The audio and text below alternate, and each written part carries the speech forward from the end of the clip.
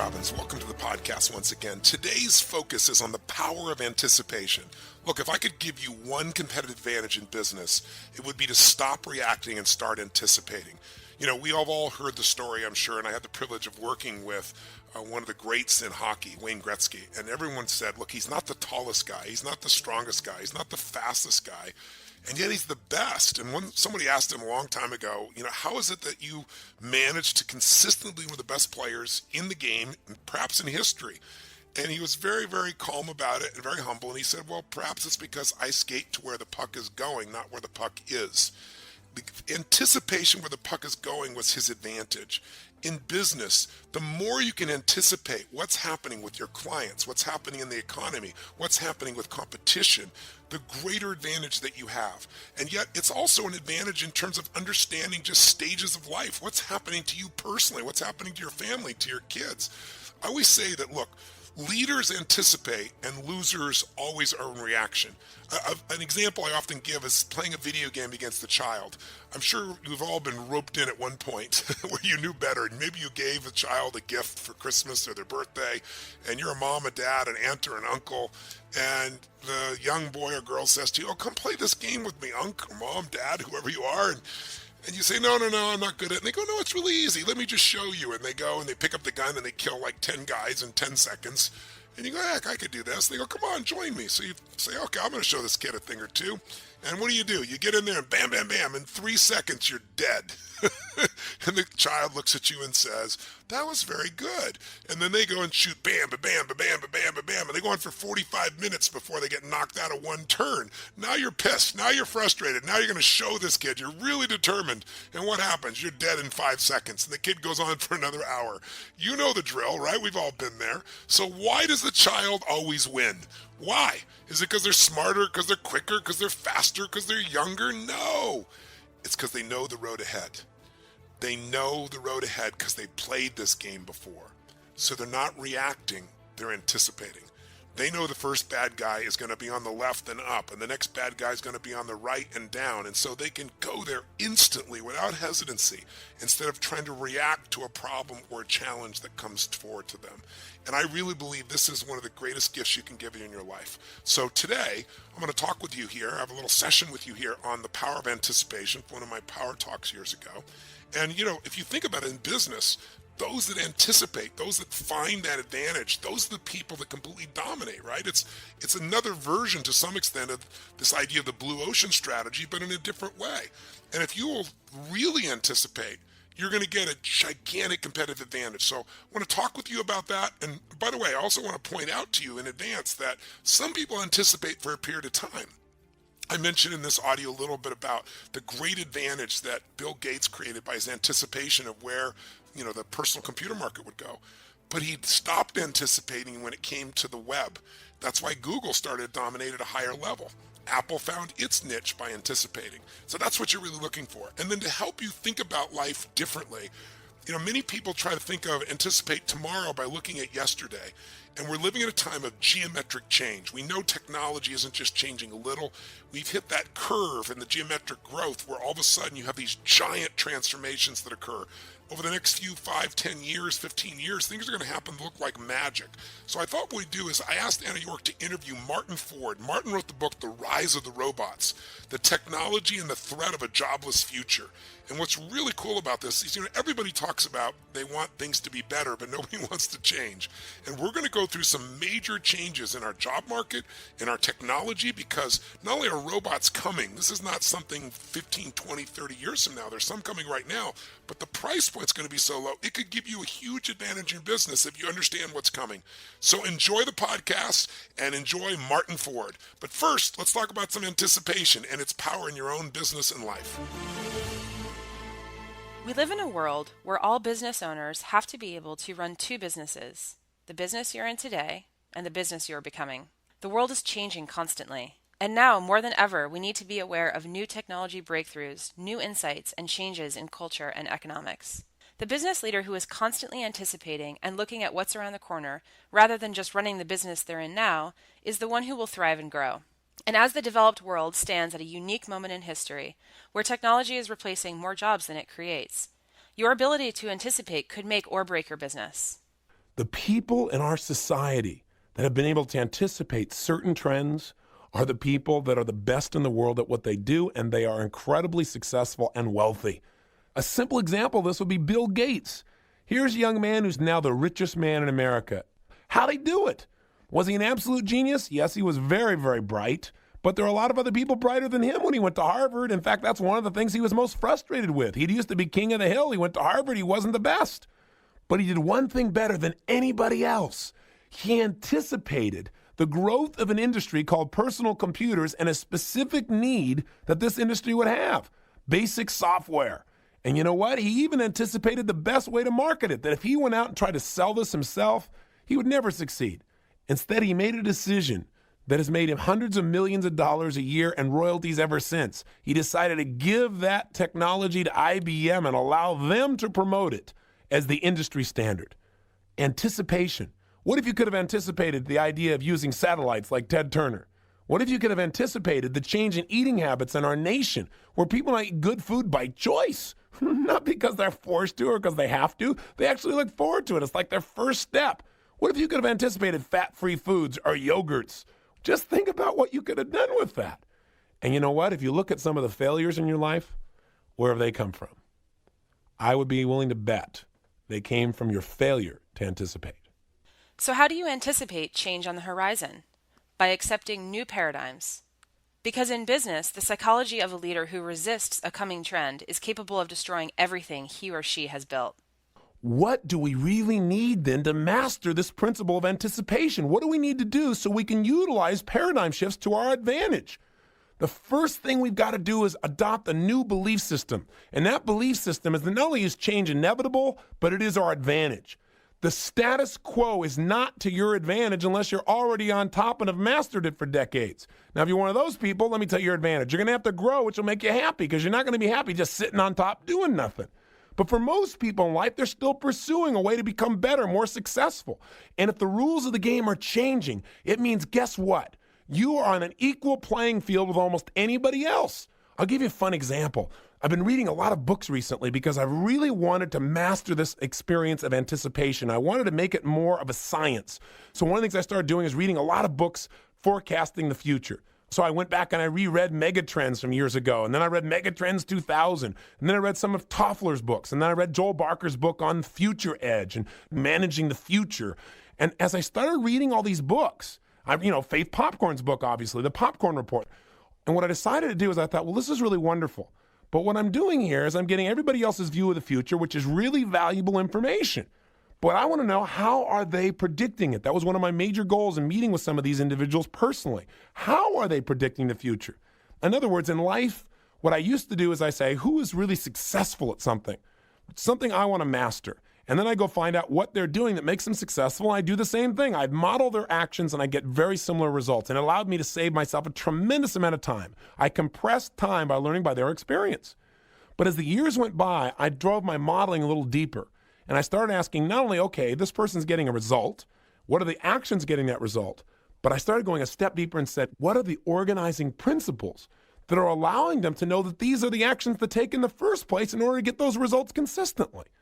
And I began to pursue organizing principles, which is, by the way, all Power Talk is about.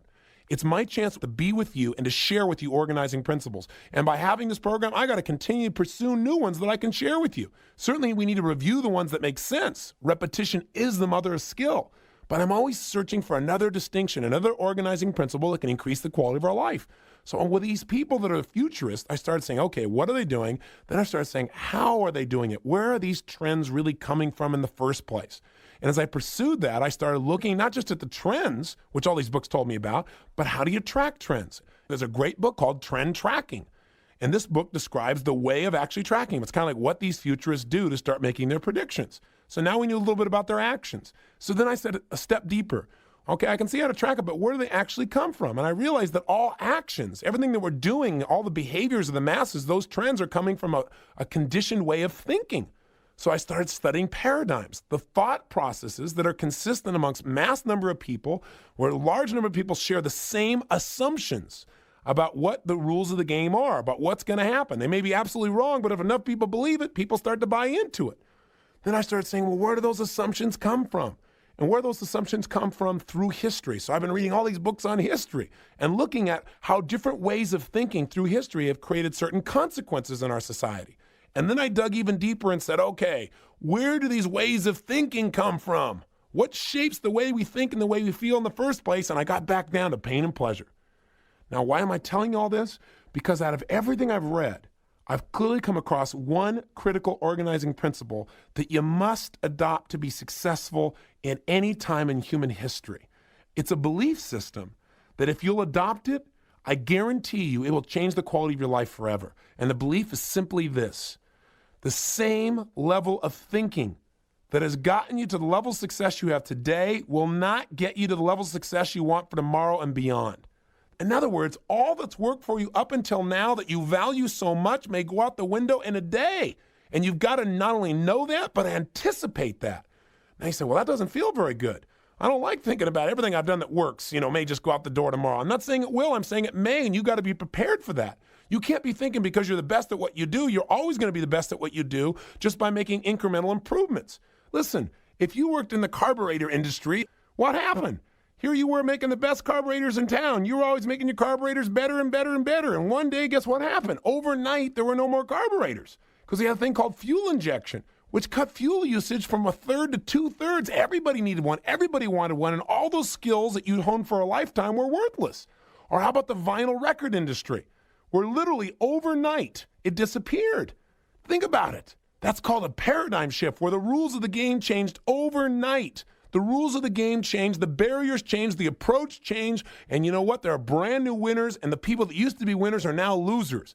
This is very good news for you because it means if you stay on the cutting edge, if you anticipate, there's always a way for you to make your fortune. There's always a way for you to be at the cutting edge. There's always a way to turn your company or your career in a whole new direction. But you've got to operate from this principle that says just because it's worked up until now and because it's made me successful doesn't mean it will tomorrow.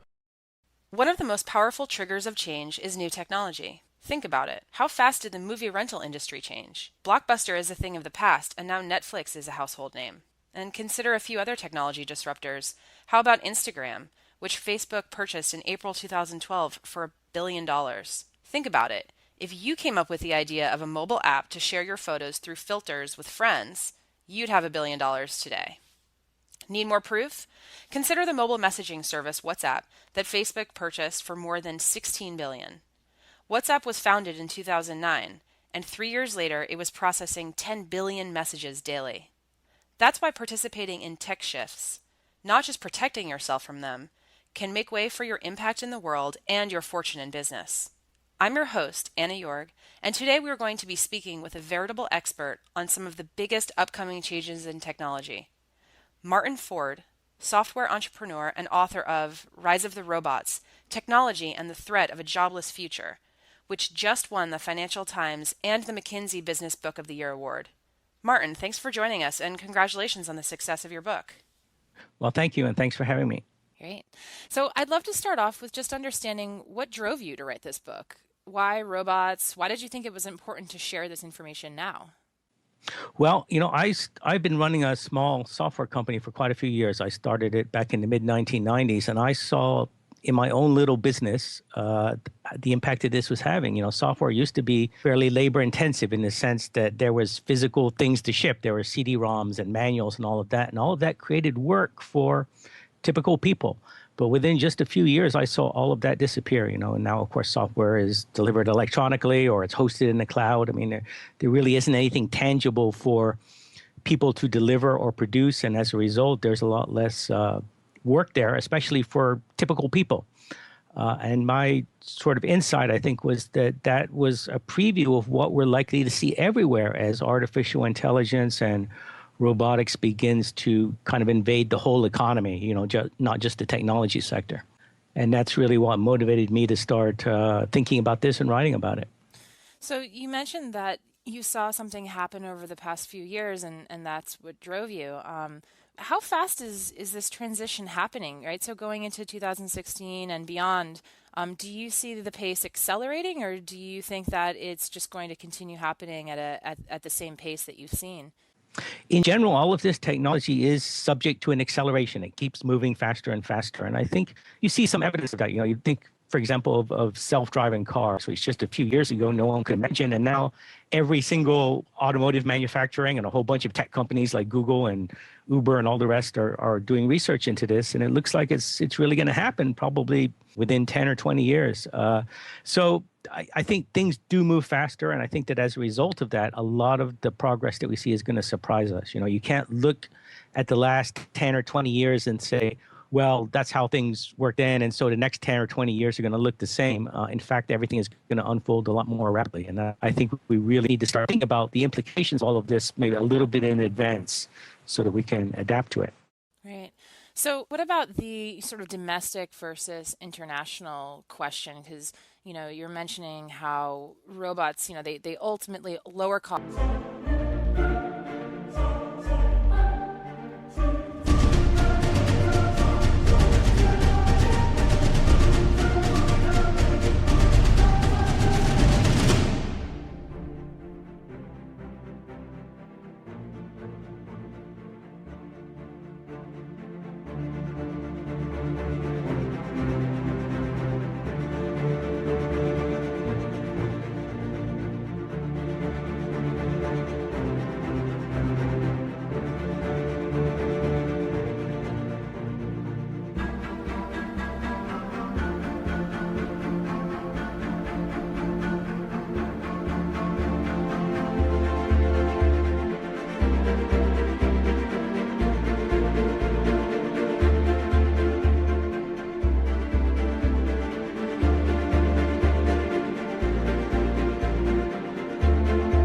Costs and increase efficiency.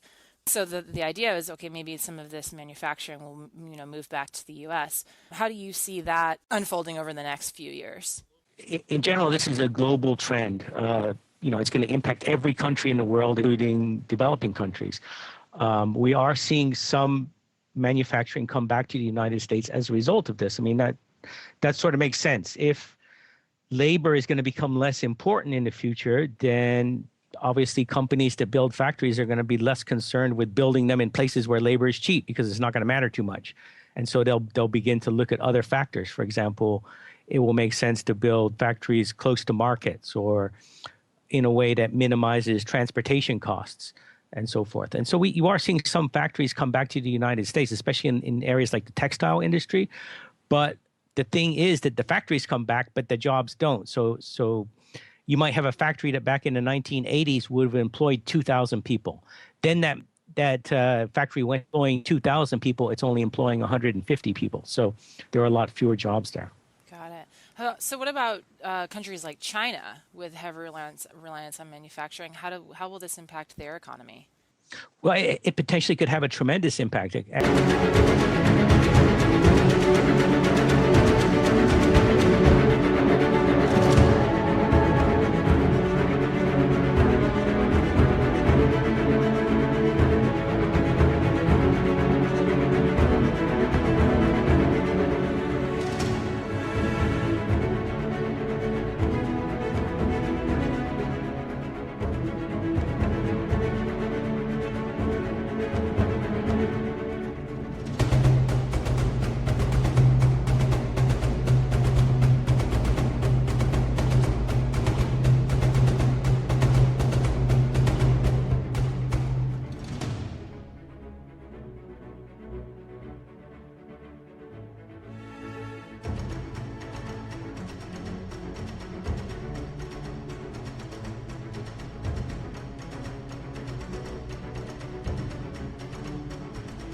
Actually, a couple of months ago, I went to China for a week to do a book tour, and they're very concerned about this. They're concerned about the reshoring issue. They know that by utilizing robotics and automation, we can perhaps move the factories here, and they're worried about that. They're also worried about their factories moving to even lower wage sectors, for example, Vietnam and Indonesia. So in order to prevent that and keep the manufacturing in China, they're bringing their own robots, and they're doing that very aggressively.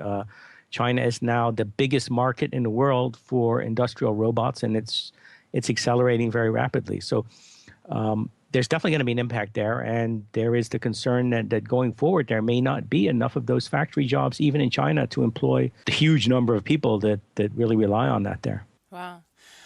So outside of manufacturing, you also mentioned that low wage jobs, like fast food and people who work in agriculture, that those will be impacted as well.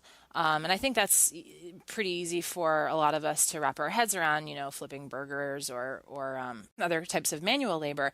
But what's very interesting is you also noted that the medical field and the legal field and other and creative fields like writing, music, and art could also be impacted. Can you give us maybe an example of that? Sure. I mean, in general, that's, I think, going to be the biggest disruption in the United States because, of course, I mean, manufacturing is no longer very important in the United States in terms of employment. I mean, not many people work in manufacturing. Everybody works in the service sector. But we are seeing these technologies come really across the board. As you say, it's going to impact the low wage jobs, but it's also coming for the high wage, white collar jobs, things that are done by college graduates. And examples include smart algorithms that are taking on some of the work that used to be done by lawyers and paralegals in terms of reviewing documents to figure out which ones are relevant to court cases. There are systems that can do basic journalism that can tap into a stream of data, and then automatically, by analyzing that data, they can put together a pretty compelling news story that really it's not easy to see at all that it's written by a machine. It looks just like a person wrote it. And, a lot of those technologies are just at the beginning now, but again, there is this process of acceleration. So it's going to get better and better. And I think that one of the things we can expect is that eventually any kind of knowledge-based job, the kind of job where you are sitting in front of a computer, doing something relatively routine and predictable. For example, cranking out the same kind of report or the same kind of analysis again and again. All of those jobs are ultimately going to be susceptible to white-collar automation, not the robots, obviously, but to smart algorithms and to machine learning and so forth. So that potentially could have a huge impact. And again, the important thing is that these are skilled jobs. I mean, these are the jobs that people who go to college take. And so one of the implications of this is that it kind of upends our conventional thinking about how all this works and what the solution should be, because the solution traditionally has always been that if a robot takes your job, then we ought to send you back to school and give you some more training so that you can do something more, at a higher level. But that conventional way of thinking is really beginning to be upturned by this. Interesting.